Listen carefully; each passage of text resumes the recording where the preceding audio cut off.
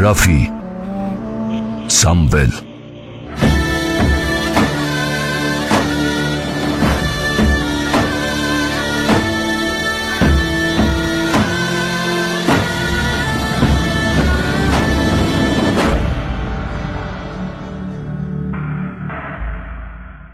Միաղոտ միտք ծագում էր նրա մեջ։ Սամվելը կրկին մտավ յուր ընդունարանը։ Այս առավոտ այդ կոկիկ, ընդարձակ սենյակը կարծես խեղդում էր նրան։ Նա մոտեցավ լուսամուտին, ետ քաշեց ծանր կերպասյա վարագույրը և բաց արեց փեղկերից մեկը, որ փոքր-ինչ թարմոտ ներս թողնե։ Հետո բաց արեց դռները սպասավորի համար։ Սպասավորի փոխարեն ներս մտավ նրա գեղեցիկ ոսկեգույն բարակը։ Այդ խելացի անասունը կարծես նախասենյակում սպասում էր դռների բացվելուն։ Նա այն աստիճան քնքուշ և նրբակազմ էր, որ դրսից կարելի էր բոլոր կողքերը համբարել։ Երկար պարանոցի վրա կրում էր արծաթյա օղամանյակ։ Նա մոտեցավ և կանգնելով ետևի թաթիկների վրա, առջևի թաթիկները բարձրացրեց, դրեց յուր տիրոջ կուրծքի վրա և մի առանձին քաղցրությամբ նայում էր նրա երեսին, աշխատելով գուշակել, թե ինչու էր նա այնքան տխուր։ Երիտասարդը ձեռքով փայփայեց նրա սիրուն գլուխը, երկար ականջները, նուրբ դունչը և բարակը մխիթարվելով այդ փաղաքշանքից, ցած թողեց թաթիկները, հեռացավ սենյակի մի անկյունում և այնտեղ պառկեց, չդադարելով յուր հեզ աչքերով հետևել, թե որպես յուր սիրելի տերը դանդաղ անհավասար քայլերով շարունակում էր անցուդարձ անել սենյակի մեջ։ Նրա սիրտը ալեկոծության մեջ էր, երիտասարդական ջերմ արյունը եբ էր գալիս նրա մեջ, որքան մտածում էր գալոց աղետների մասին, այնքան չարիքը յուր բոլոր զարհուրանքներով մեծանում էր նրա աչքում։ Հայաստանը մնացել էր բոլորովին անտեր և անպաշտպան։ Հայոց արշակ թագավորը երկաթե շղթաների մեջ հեծում էր Խուժիստանի անհուշ բերդում։ Հայոց թագաժառանգը, պապը, յուր կնոջ Զարմանդուխտի և երկու որդիների Արշակի և Վաղարշակի հետ պահված էին Կոստանդնոպոլսում։ Թագավորին աքսորել էր պարսից շապուղ արքան, իսկ թագաժառանգին կալանավորել էր հունած Վաղես կայսրը։ Հայաստանի քահանայապետը, հայրենիքի հզոր պաշտպանը, Ներսես մեծը նույն կայսրի հրամանով աքսորված էր Պատմոս անբնակ կղզում։ Հայաստանը մնացել էր անտեր։ Նրա երկու պաշտպանները, թագավորը և քահանայապետը չկային։ Հունած կայսրը մեկ կողմից, պարսից արքան մյուս կողմից, երկու անհակ վիշապների նման, բերանները բաց արած մաքարում էին միմյանց հետ, թե որը շուտ կկլանե անտեր մնացած երկիրը։ Այդ ցավալի մտածողություններն էին, որ ալեկոծում էին երիտասարդի սիրտը, և նա սոսկալով տեսնում էր յուր հայրենիքի մեծ տագնապը, նրա մոտալուտ օրհասը։ Մյուս կողմից տեսնում էր նա հայոց նախարարների մեջ երկպառակտություն, ոմանք ցանկանում էին ընդունել հունած գերիշխանությունը և հարկատու լինել հույներին, իսկ ոմանք ցանկանում էին ընդունել պարսից գերիշխանությունը և հարկատու լինել պարսիկներին, հայրենիքի անկախությունը սիրող և նրա ինքնակալությանը նվիրված նախարարները տառապում էին անհնարին հուսահատության մեջ, թե ինչ միջոցով ազատեն հայրենիքը անդառնալի կորուստից։ Չկար մեկը, որ նրանց մեջ համաձայնություն կայացներ, չկար թագավորը, չկար քահանայապետը։ Կային դավաճաններ։ Եվ այդ դավաճանները հայոց երկու ամենազոր նախարարությունների ներկայացուցիչներն էին՝ Վահան Մամիկոնյանը և Մերուժան Արծրունին։ Մեկը երիտասարդի հայրն էր, մյուսը երիտասարդի մորեղբայրն էր։ Երկուսն էլ ուրացել էին քրիստոնեությունը, երկուսն էլ ընդունել էին պարսից կրոնը և շապուղ արքայի ձեռքում դարձել էին մի սոսկալի զենք, ոչնչացնելու ամեն ինչ, որ սուրբ էր, որ նվիրական էր Հայաստանում։ Այդ սարսափեցնում էր երիտասարդին և միևնույն ժամանակ նրա սիրտը լցնում էր մի անբացատրելի կատաղությամբ։ Մոգերով ու մոգպետներով է գալիս իմ հայրը, մտածում էր նա խորին դառնությամբ, և յուր հետ բերում է որպես օգնական պարսից զորությունը, գալիս է ոչնչացնելու մեր եկեղեցիները, մեր դպրոցները, մեր դպրությունը, գալիս է պարսկացնելու մեզ, նա գալիս է ձեռք ձեռքի տված Մերուժանի հետ, թագավորությունը սպանեցին, այժմ պետք է սպանեն ազգությունը, կրոնը, Մենք այսուհետև պետք է պարսկերեն խոսենք և պարսկերեն աղոթենք, և իմ հայրը մի այնպիսի եղեռնագործության պետք է մասնակից լինի, հավիտենական նզովքը դնելով Մամիկոնյանների տոհմի վրա։ Նրա վարդագույն շրթունքները բոլորովին գունաթափվեցան, ծնկները դողացին, աչքերի առջև մտնեց և հազիվ կարողացավ իրան հասցնել գահավորակի մոտ և ծանրացած գլուխը բաց թողնել բարձերի վրա։ Երկար նա երկու ձեռքով գլուխը բռնած գտնվում էր մի տեսակ տենդային շփոթության, մի տեսակ հիվանդոտ այլայլության մեջ։ Մթին մարախուղի նման անորոշ մտքերը պտտվում էին նրա բորբոքված երևակայության մեջ։ Հանկարծ ցնցվեցավ նա և կրկին վեր թռավ պառկած տեղից, ինքն իրեն խոսելով. Մամիկոնյանը ծնում է դավաճաններ։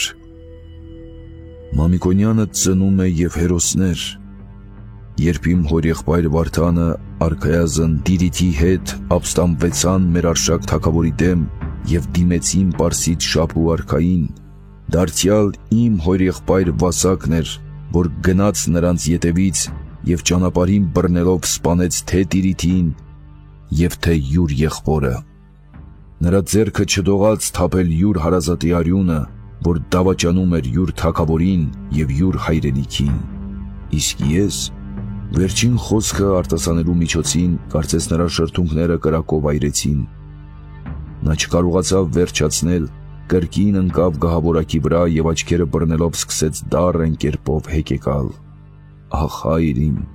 ախ հայր իմ, կրկնում էր նա և արտասուքը հեղեղի նման թափվում էր աչքերից։ Նա սիրում էր յուր հորը, սիրում էր որդիական ջերմ, անկեղծ սիրով, բայց սիրում էր և յուր հայրենիքը։ Նրա կրթությունը այնպիսի անձանց խնամքով էր կատարվել, որ պատրաստել էին նրանից մի անձնվեր որդի, նախ հայրենիքի և ապա ծնողած։ Ընդունարանի դուռը բացվեցավ, ուշիկ քայլերով ներս մտավ մի պատանի, նայեց երիտասարդի վրա և սառացի նման կանգնած մնաց պատի մոտ։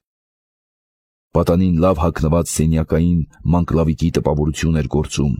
Ծիածանի բոլոր գույները կային նրա հագուստների վրա։ Գունավոր էր գլխի թեթև ապարոշը ու թեք կերպով կապած էր թասակի վրա։ Ծածկում էր աջ կողմի հոնքը, իսկ ձախ կողմի հոնքը ճակատի մի մասի հետ բաց էր թողած։ Գունավոր էին նրա երկար ոսկյա գանգուրները, որ սփռված էին ուսերի վրա։ Գունավոր էր բեհեզյա գոտին, որ խոշաբոր փաթոթներով մի անգամ բարակ մեջքից անցնելուց հետո անփույթ վերջավորություններով ծածանվում էր ծնկների վրա։ Գունավոր էր նրա բաճկոնակը, կուրտիկը, վարտիքը, որ մանր ծալքերով իջնում էր մինչև ծնկները և այնտեղ կապված էր նույնպես գունավոր սռնապաններով և յուր ծալքերի շարունակությամբ ծածկում էր սռնապանները, իջնելով մինչև սրունքները։ Գունավոր էին և նրա նախշուն տրեխները, որ պատրաստված էին գույնզգույն մետաքսյա թելերից և կատվի թաթիկների նման ոտքերը գետին դնելու ժամանակ ձայն չէին հանում։ Ձախ ականջին կրում էր արծաթյա օղակ, դա արդեն նշան էր, որ նա իշխանական սենյակի սպասավոր է։ Նա դեռ ապշած նայում էր յուր տիրոջ վրա, նրա գեղեցիկ խաժ աչքերը արտահայտում էին և զարմանք և հեգնություն։ Զարմանում էր, թե ինչ էր պատահել, որ նա այնպես շուտ էր զարթնել և առանց լվացվելու, առանց հագնվելու դուրս էր եկել քնարանից։ Նա երբեք սովորություն չուներ այդքան վաղ վեր կենալու յուր անկողնից։ Յուր մտքում ծիծաղում էր, թե յուր միշտ ուրախ, միշտ զվարթ տերը անպատճառ մի փորացավ կունենա, որ այդպես տխուր էր և սգավորի նման ընկած էր երեսի վրա, գլուխը չէր բարձրացնում։ Այդ բոլորը բացատրում էր նա յուր տեսակետից։ Երբ նկատեց, որ յուր վրա ուշադրություն չեն դարձնում և յուր ներկայությունը զգալ տալու խորամանկությամբ կամաց մոտեցավ բարակին և նրա ոտքը պինդ կոխեց։ Շունը մի օտարոտի հառաչանք արձակեց, որ նշան էր սաստիկ վիրավորանքի։ Իշխանը գլուխը վեր բարձրացրեց, նայեց դեպի այդ կողմը։ Հուսիկ, այդ դու ես։ Այո, տեր իմ, պատասխանեց սպասավորը գլուխ տալով։ Ժամանակի սովորության համեմատ սպասավորը ամեն ծառայության համար պետք է յուր տիրոջ աչքին երևնար, միայն նա համարձակություն չուներ յուր կողմից առաջարկություններ անելու, այլ պետք է լուռ սպասեր տիրոջ հրամանին։ Այժմ նրա լվացվելու և հագնվելու ժամանակն էր, սպասում էր արդյոք յուր տերը կբարեհաճեր ջուր պահանջել։ Այդ մասին ոչինչ պատվեր չստացավ պատանին, մտածեց փարատել իշխանի տխրությունը։ Գիտեք տեր իմ այս գիշեր ինչ է պատահել ամրոցում, ասաց նա խորամանկ ժպիտով։ Ինչ է պատահել, հարցրեց իշխանը։ Մկները պապիկի մորուքի մի կողմը կրծոտել են։ Ամրոցի ծերունի դռնապանի մասին էր խոսքը։ Երեկ երեկոյան, շարունակեց պատանին, նա ուծվել էր, յուղվել էր, գնացել էր յուր փեսային տեսնելու, այնտեղից հարբած եկել ու պառկել էր։ Գիշերը մկները մի լավ ընթրիք էին անուշարել նրա բարձերի վրա։ Իշխանը նայեց պատանու անհանգիստ վառվռուն աչքերի մեջ և բարկությամբ ասաց. «Չարաճճի, այդ անպայման քո գործը կլինի, չէ, Աստված վկա»։ Իմ գլխովը երդվիր, պատանին կարմրելով կանգ առեց։ Տեսնում ես, անպիտան, մյուս անգամ այդպիսի հիմարություն չանես։ Կատակը անհաջող անցավ։ Ապա ինչ անեի, ամոթից գլուխը քարշ ձգած մրմնջաց պատանին։ Այնպես հարբած եկել քնել էր, գիշերը մարդ է մտնում ամրոցը, նա չէր զարթնում։ Ինչ մարդ, հարցրեց իշխանը ավելի լուրջ կերպով։ Մի սուրանդակ, ես բացարի նրա համար դուռը, նա ուղղակի գնաց տիկնոջ մոտ։ Դու այդ ժամանակ արթուն էիր։ Ես ամբողջ գիշեր չեմ քնել։ Վերջին խոսքերը արտասանելու միջոցին պատանու դեմքը ավելի կարմրեցավ։ Երևի նրա սենյակի շուրջը գծնվում էիր, հարցրեց իշխանը ավելի մեղմ ձայնով։ Ինչպես իմ տիրոջ առջև մեղքս ծածկեմ, այդպես էր։ Պատանին սիրահարված էր իշխանի մոր աղախիններից մեկի վրա, և այդ գիտեր նրա տերը։ Եվ նրա վարմունքը ծերունի դռնապանի մորուքի հետ այդ սիրահարության հետևանքներից մեկն էր, որովհետև անհամբեր ծերունին շատ անգամ արգելք էր լինում պատանու գիշերային արշավանքներին։ Բայց իշխանը թողեց այդ խնդիրը և խոսքը փոխելով հարցրեց նրանից. Դու ճանաչեցիր սուրանդակին։ Սատանայի պես, ով էր։ Պարեխցի ոսկանն էր, նա, որ յուր կնոջը սպանեց և յուր եղբոր կինն առեց, մեծ իշխանից նամակ էր բերել։ Նա մնաց տիկնոջ մոտ։ Ոչ, նամակը հանձնեց, բավական խոսեցին, հետո էլ մտնով դուրս գնաց։ Դուռը ես բացարի։ Այդ մասին լեզուդ լուռ կպահես։ Խուլ ու մունջի պես։ Այդ ուրախ պարզամիտ պատանին ոչ սակավ անգամ վանում էր յուր տիրոջ թախծությունները նրա տխրության րոպեներում, և ոչ սակավ անգամ յուր ծիծաղաշարժ բանսարկություններով, որ սովորություն ուներ գործ դնել ամրոցի հասարակության մեջ, զվարճություն էր պատճառում նրան, բայց այս առավոտ գոհ չմնաց յուր վարպետությունից, նրա տերը դարձյալ տխուր էր, դարձյալ գտնվում էր մի անսովոր մռայլ մտախոհության մեջ։ Նա սպասավորից շատ բան չիմացավ սուրանդակի մասին, որքան ինքը գիտեր, միակ բանը, որ հետաքրքիր էր նրա համար, այդ այն էր, թե ինչու յուր մայրը հեռացրել էր սուրանդակին։ Ամեն անգամ, երբ պատահում էր սուրանդակ ընդունել, նա սովորաբար կմնար ամրոցում այնքան ժամանակ, մինչև բերած նամակի պատասխանը կստանար, հետո կգնար։ Իսկ այժմ ի՞նչն է ստիպել յուր մորը թաքցնել սուրանդակին և թաքցնել ամրոցից տարակա մի գյուղում։ Նա դարձավ դեպի սպասավորը այս խոսքերով. Հուսիկ, եթե սուրանդակը մյուս անգամ գալու լինի տիկնոջ մոտ, դու կարող ես այդ իմանալ։ Կարող եմ, պատասխանեց պատանին վստահությամբ։ Ումից։ Նրանից։ Նա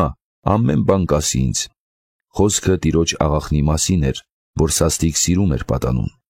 Կարող ես իմանալ և այն, թե սուրանդակը ինչ կխոսի տիկնոջ հետ։ Այդ էլ կարող եմ։ Ինչ միջոցով։ Նրան կասեմ, նա դևի նման կմտնի մի ծակում, ականջ կդնե, հետո կգա, բոլորը կպատմե ինձ։ Բայց նա չպիտի գիտենա, որ դու ինձանից պատվեր ես ստացել։ Խուսիկը երեխա չէ, նա այդ կարող է հասկանալ։ Իսկ եթե նա լեզուն չպահե, նա այդպիսի աղջիկ չէ, ես նրան կասեմ բերանդ փակ պահիր, և նա էլ չի բացանի։ Տիկնոջ մոտ եկած սուրանդակը հասարակ մարդ չէր։ Նա տարոնի տանուտերերից մեկն էր։ Նրա մասնավոր խոսակցությունը տիկնոջ հետ շատ բան կարող էր պարզել իշխանի համար, և այդ էր, որ հետաքրքրում էր նրան։ Արեգակը արդեն բավական բարձրացել էր հորիզոնի վրա, և իշխանի սենյակը լցրել էր ջերմ ոսկեփայլ ճառագայթներով։ Նա ցած իջավ գահավորակի վրայից և հրամայեց պատանուն, որ լվացվելու ջուր տա։ Նա մտավ քնարանը։ Այնտեղ սենյակի մի կողմում հատակի վրա տարածված էր փափուկ, թանկագին օդոց։ Պատանին փռեց նրա վրա մի պաստառ բամբակյա մաքուր կործվածքից որի վրա ծալապատիկ նստեց իշխանը։ Այդ պաստառը նրա համար էր, որ ջուրը չսսկվի օդոցի վրա, հետո պատանին տարածեց իշխանի ծնկների վրա կտավյա սպիտակ զենջակը և արծաթյա լագանը դրեց նրա առջև։ Գեղաքանդակ լագանը բոլորակ դաշտի ձև ուներ, անհավասար, ալիքավոր շրթունքներով, որոնք բուծ սղոցի ատամների էին նմանում, իսկ շրթունքների մեջ ագուցած էր մի տափակ, ցանցատեսակ խուպ, մանր ծակտիկներով, որ զանազան նկարներ էին ներկայացնում։ Հեղած ջուրը ծակտիկներից մաղվում էր լագանի մեջ և լվացվողը յուր անմաքրությունը չէր տեսնում։ Պատանին ծնկների վրա չոքած էր յուր տիրոջ առջև, աջ ձեռքով ջուր էր ածում, իսկ ձախ ձեռքում բռնած ուներ մի փոքրիկ արծաթյա թաս, որի մեջ դրված էր անուշահոտ օճառ։ Արծաթյա ջրածիկը ագին լայն բացարած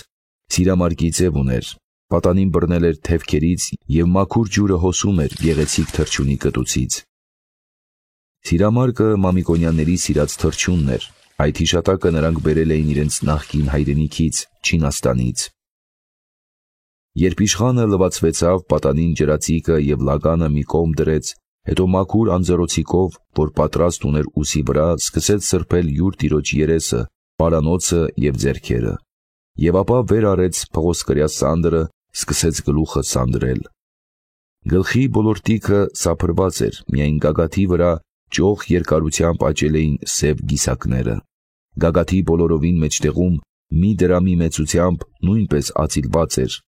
Գիսակները սանդրելուց հետո պատանին պատրաստվում էր օծել անուշահոտություններով։ «Հարկավոր չէ», ասաց իշխանը։ Պատանին զարմացավ։ Այդ առաջին անգամն էր, որ յուր տիրոջ մազերը սանդրելուց հետո նա պետք է թողներ առանց օծելու։ «Ես պետք է թաքցնեմ իմ լխրությունը», մտածեց իշխանը և թույլ տվեց սպասավորին, որ շարունակե սովորական պճրանքը։ Գլուխը օծելուց հետո նա գիսակները հաստ հանգույցներով հավաքեց գագաթի շուրջը, իսկ նրանց ծայրերը արձակ գանգուրներով բաց թողեց ականջների ու պարանոցի վրա։ Հետո սկսեց կապել գլխի զարդերը։ Դրանք բաղկացած էին մի խույրից, որ բանված էր գեղեցիկ ակվածներով և գույնզգույն մետաքսյա ապարոշից, որ կապեց խույրի վրա։ Ապարոշի առջևի կողմում ուղիղ ճակատի վրա կապեց արծաթյա մահիկը, որ կիսալուսնի ձև ուներ և քանդակված էր զանազան խորհրդավոր նշանագրերով։ Երկու բարակ շղթաներ ամրացված էին մահիկի երկու եղջյուրներից, և նրանց ծայրերը ապարոշի բոլորտիքով անցնելով դեպի ծոծրակը այնտեղ փակվում էին արծաթյա ճարմանտներով։ Ճարմանտներից յուրաքանչյուրի վրա փայլում էր մի խոշոր ակն, մնում էին աչքերը, որ պետք է սուրմայել ծարիրի սև փոշիով։ Պատանին դուրս հանեց յուր ծոցից մի մաշկեղեն փոքրիկ պարկ, որ լցված էր սուրմայով, հետո վեր արեց ոսկյա դեղդիրը, որ բարակ ձողի ձև ուներ, նախ մոտեցրեց յուր շրթունքներին, բերանի գոլորշիով փոքր-ինչ խոնավություն շնչեց նրա վրա և ապա թաթախեց պարկի մեջ, դեղդիրը ընդունեց յուր պարկի միջի սև փոշիից նրան չափով, որ չափ խոնավություն ուներ։ Սկսեց նրանով սուրմայել աչքերը։ Ամենայն զգուշությամբ և շնորհալի ձեռքով տանում էր նա դեղդիրը կոպերի միջով, որոնց եզերքը ընդունելով իրանց վրա սև փոշին այնպիսի տպավորություն էին գործում, կարծես սև գծերով եզրավորված լինեին։ Այժմ պետք էր հագցնել իշխանին։ Նախ հագավ մետաքսյա ծաղկավոր պատմությանը, կողքերից ճղած փեշերով, որ իջնում էին մինչև սրունքները։ Պատմությանի լայն թևքերի ոսկյա կոճակները, որոնք պոչից կախնկած կեռասի ձև ունեին, ծառայում էին ավելի իբրև զարդ, քան թե բազուկները կոճկելու համար։ Բաց կուրծքը կոճկեց նա նույնպես ոսկյա կոճակներով, որոնք չափրածների ձև ունեին։ Մեջքին կապեց ծանր ականակուռ ոսկյա քամարը, որի ծայրերը փակվելով միմյանց հետ ներկայացնում էին մի բարձրաքանդակ աստղ, սփռված ճաճանճներով։ Աստղի մեջտեղում վառվում էր մի խոշոր վարդագույն գոհար, որ շրջապատված էր ավելի մանր գոհարներով։ Քամարից ձախ կողմի վրա քարշ տվեց յուր անբաժան նրանը, որ ծայրը հասնում էր մինչև ծունկը։ Այդ երկսայր զենքի թե պատյանը և թե կոթը պատված էր ոսկով և զարդարված էր գեղեցիկ նկարներով։ Պատմությանի վրա հագավ ասրյակ կարճ թիկնոցը, որ նախշված էր ոսկեթել անկվածներով։ Կարմիր վարդիքի միայն ստորին մասերն էին երևում երկար պատմությանի տակից, եւ այդ մասները տակից հավաքված լինելով գունավոր սրուն կապերով, ուռուցավոր ծալքերով իջնում էին կարմիր կոշիկների վրա։ Նրա իշխանական պաճուճանքը լրացրին 2 ոսկյա գնդեր, որ քարշ տվեց ականջներից։ Նա այս առավոտ հակամայից այսպես հագնվեցավ. նա գիտեր, որ յուր մայրը անպատճառ կկանչե նրան, հայտնելու հորից ստացած նորությունները։ Այդ պատճառով կամեցավ երևալ մոր աչքին այնպես, որպես սովորաբար տեսել էր նրան, որպեսզի նա առիթ չունենար կասկածելու, թե որդին վատ տեղեկություններ է ստացել։ Նա կրկին դուրս եկավ ընդունարանը, սկսեց մոլորված կերպով անցուդարձ անել սենյակի մեջ։ Նրան զբաղեցնում էր այն միտքը, թե ինչպես պահե իրեն մոր մոտ, երբ նա կսկսե խոսել Տիզբոնից ստացված լուրերի մասին։ Նա սարսափում էր, մտածելով, թե այնքան ուժ եւ կամքի զորություն կունենա արդյոք, որ սառնասրտությամբ լսե մորից յուր հոր վարմունքները։ Մի անզգույշ խոսք, մի անզգույշ շարժում կարող էր մատնել նրան։ Սպասավորը պատրաստվում էր նախաճաշիկ մատուցանել։ Այդ միջոցին դռները բացվեցան, ներս մտավ մի մարդ, որ խորին կերպով գլուխ տալով լուռ կանգնած մնաց ոտքի վրա։ Նրա լերկ անմորուս երեսից, որ պատած էր վաղահաս կնճիռներով, նրա հանգած նեղ աչքերից, որ սեղմված էին կարմիր կոպերի մեջ, առանց թերթերունքների, եւ վերջապես նրա դեղին ատամներից, որ դուրս էին ցցված անզգույշ շրթունքների միջից, իսկույն երևում էր, որ այդ մարդը ներքինի է։ Ինչ կա, հարցրեց իշխանը։ Ներքինին կրկին անգամ գլուխ տվեց ասելով. տիկինը հրամայեց հայտնել իմ տիրոջը, որ շնոր բերե նրա մոտ։ Իշխանը ամբողջ մարմնով ցնցվեցավ, բայց զսպելով յուր տհաճությունը պատասխանեց. լավ, ասա, որ կգամ։ Ներքինին դարձյալ գլուխ տվեց եւ հեռացավ։ Պատանի հուսիկը մի առանձին զզվանքով նայեց նրա ետևից եւ աջ ձեռքի մատները լայն բացանելով մճիկ հանեց։ Այդ նկատեց իշխանը։ Դու երբ պետք է խելոքանաս, հուսիկ, հանդիմանեց նրան։ Ճշմարիտ սուտ չեմ ասում, պատասխանեց պատանին կիսահեգնական եւ կիսաերգչոտ ձայնով։ Երբ առավոտյան այդ մարդու երեսը տեսնում եմ, գիտեմ, որ այն օրը բանս չի հաջողի, անպատճառ կամ մի բան կկոտրեմ, կամ մի բան կվիթեմ, եւ կամ մի ուրիշ վատ բան կպատահի։ Իշխանը ժպտաց։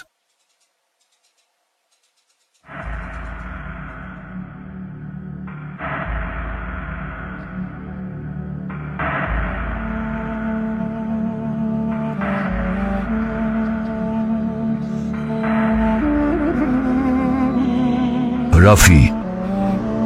Սամվել